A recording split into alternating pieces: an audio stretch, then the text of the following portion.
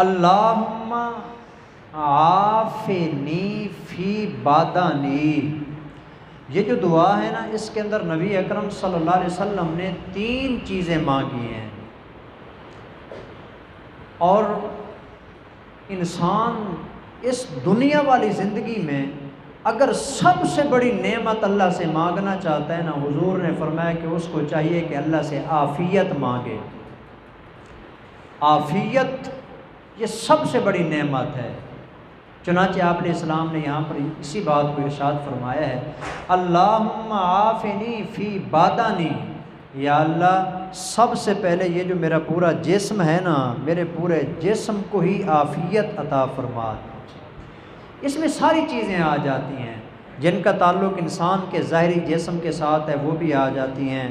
اور جو اندر ایک سسٹم ہے، نظام ہے، جس طرح یہ پوری کائنات کا نظام ہے نا، اندر بھی ایسے بنا ہوا ایک پورا چھوٹا سا کائنات کا نظام ہے جو اللہ نے بنا رکھا ہے۔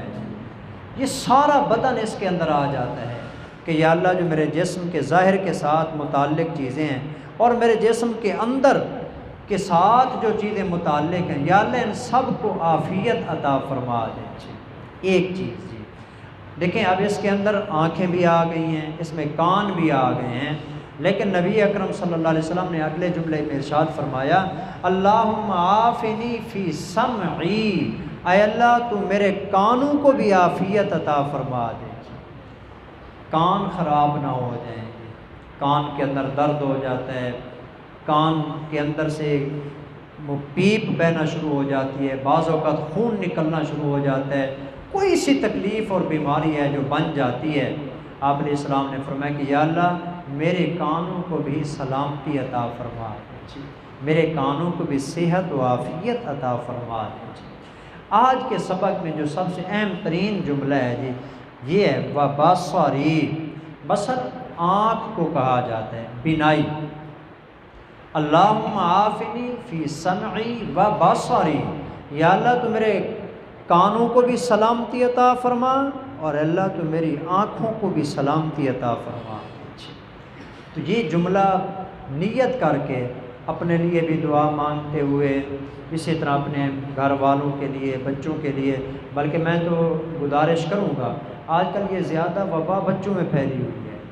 بچوں کی آنکھیں زیادہ خراب ہو رہی ہیں، اس لیے بچوں کو اگر یہ چھوٹی سی دعا ہے یاد کرا دی جائے تو انشاءاللہ یہ دعا پڑھنے سے حضور کی زبان سے نکلنے والے کلمات ہیں، انشاءاللہ اس کی برکت سے اللہ اس کی آنکھوں کو درست فرما دیں۔ لیکن یقین کے ساتھ مانگنی ہے دعا جی، ہر دعا کے اندر جتنا یقین کامل ہوتا ہے نا،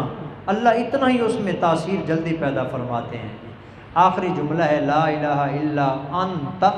یا اللہ یہ بدن کی عافیت میں تجھ سے مانگ رہا ہوں، یا اللہ کانوں کی عافیت و سلامتی تجھ سے مانگ رہا ہوں، یا اللہ اپنی آنکھوں کی سلامتی اور صحت تجھ سے مانگ رہا ہوں، تجھ سے نہ مانگوں تو کس سے مانگوں کہ سب کچھ دینے والا ہے ہی صرف تو جی، تیرے علاوہ کوئی دینے والا نہیں ہے، نہ کوئی صحت دینے والا، کوئی سلامتی دینے والا، نہ کوئی اور دنیا کی کوئی نعمت عطا کرنے والا، یہ سب کچھ تیرے اختیارات ہیں، تیری قدرت ہے۔ اس لیے یا اللہ میں تجھ سے دعا کرتا ہوں کہ تو ان میری 3 چیزوں کو، میرے پورے جسم کو، میرے کانوں کو اور میری آنکھوں کو سلامتی عطا فرما۔ لا الہ الا انت، یا اللہ میں اس بات کا بھی اقرار کرتا ہوں کہ تیرے سوا کوئی عبادت کے لائق نہیں ہے، تمام قسم کی عبادتوں کا مستحق یا اللہ صرف تو ہے، تیرے علاوہ کوئی عبادت کا مستحق نہیں ہے۔ اسی لیے تو میں اپنی یہ خواہش اور اپنی یہ آرزو، اپنی یہ امید تجھ سے مانگ رہا ہوں کہ یا اللہ تو میرے جسم کو، میرے کانوں کو، میری آنکھوں کو، میرے تمام اعضاء کو سلامتی عطا فرما۔ تو یہ دعا ہے جی، اس لیے اس کو زبانی یاد کریں، کثرت کے ساتھ پڑھیں۔ البتہ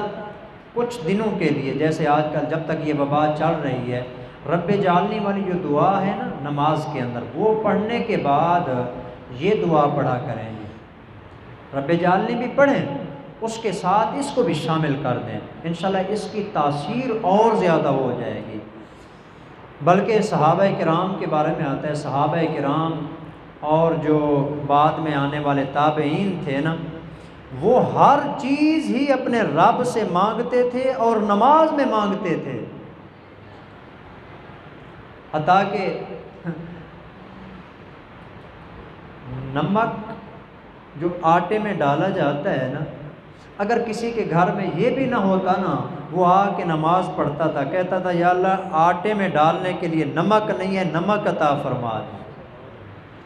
چھوٹی سی چیز ہے نمک، یہ کوئی بات ہے؟ لیکن آج ہمارے ہاں اس کا سسٹم ہی نہیں ہے جی، نمک نہیں ہے تو بھاگیں گے، یا تو کہیں ادھر ادھر لوگوں کی طرف ذہن جائے گا، لیکن اللہ کی طرف بعد میں جائے گا۔ جس وقت بالکل بندہ لاچار اور مجبور ہو جاتا ہے نا، ہر طرف سے مجبور ہو گیا، لاچار ہو گیا، مایوس ہو گیا، اس وقت ذہن جاتا ہے کہ اب اللہ کو نہ کہہ دیں، حالانکہ سب سے پہلے نمبر پہ یہ کام کہنے کا تھا ہی اللہ کو۔ اس لیے اللہ تعالیٰ سے جو بھی چیز وہ مانگنی چاہیے، پڑھیں گے اس کو جی، تو اس لیے نماز کے اندر بھی اگر پڑھ لیں تو یہ بھی جائز ہے، بلکہ رب جعلنی کی جگہ پر بھی پڑھنا چاہیں تو پڑھ سکتے ہیں، رب جعلنی نہیں پڑھیں گے، درود شریف پڑھنے کے بعد یہی دعا پڑھ لیں، کوئی ممانعت نہیں ہے، پڑھ سکتے ہیں۔ البتہ اگر رب جعلنی پہلے پڑھ لیں، اس کے بعد یہ 7 دعا شامل کر دیں، یہ بھی ٹھیک ہے، اس کے اندر مطلب الفاظ بھی زیادہ ہو جائیں گے، وہ دعا بھی ہو جائے گی، ساتھ یہ دعا بھی ہو جائے گی، اس میں ذرا اور زیادہ بندے کو ثواب بھی ملے گا، اور انشاءاللہ اللہ پاک عافیت بھی عطا فرمائیں گے۔ البتہ ویسے وقتاً فوقتاً چلتے پھرتے اٹھتے بیٹھتے نیت کر کے کہ میں اللہ تعالیٰ سے یہ مانگ رہا ہوں، یہ دعا مانگیں گے۔ پڑھیں گے جی اس کو، اللہم عافنی فی بدنی، اللہم عافنی فی سمعی و بصری، لا الہ الا انت۔ اللہ تعالیٰ تمام مسلمانوں کو صحت و عافیت عطا فرمائے جی، وما علینا الا البلاغ۔ الحمد